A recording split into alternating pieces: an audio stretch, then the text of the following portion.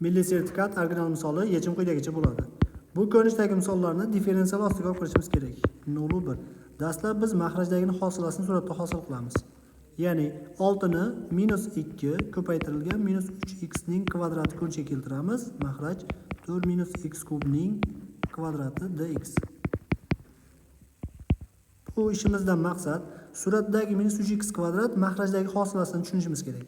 Ya'ni 0 dan 1 gacha -2 ko'paytirilgan qavsda 4 - x kub ning hosilasi desak bo'ladi o'shani.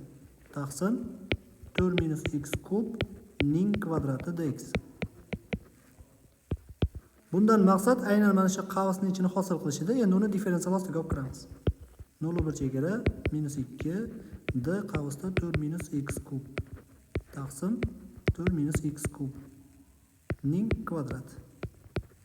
Bu narsa aynan shu maxrajdagini integrali bo'lganini bildiradi. Ya'ni uni -2 daraja ko'rinishga keltirsak, darajaga 1 qo'shganimizda suratda -2 qoladi. Taqsim -1 ko'paytirilgan 4 - x ning kubiligini bildiradi. Shuni chegarasi 0,1 gacha. Minuslar qisqarib ketadi. 1 chegara qo'yganimizda 2 taqsim 4 ayrilgan 1 ayrilgan 0 qo'yganligimizda 2 taqsim 4 ayrilgan 0 bo'ladi. 2 taqsim 3 dan ayiramiz 1 taqsim 2 ni. Umumiy maxraj 6 ga teng. Birinchisini surati 2 ga, ikkinchisini 3 ga ko'paytirish kerak. 4 - 3 1 taqsim 6 ga teng. Demak, C javob olsak bo'ladi.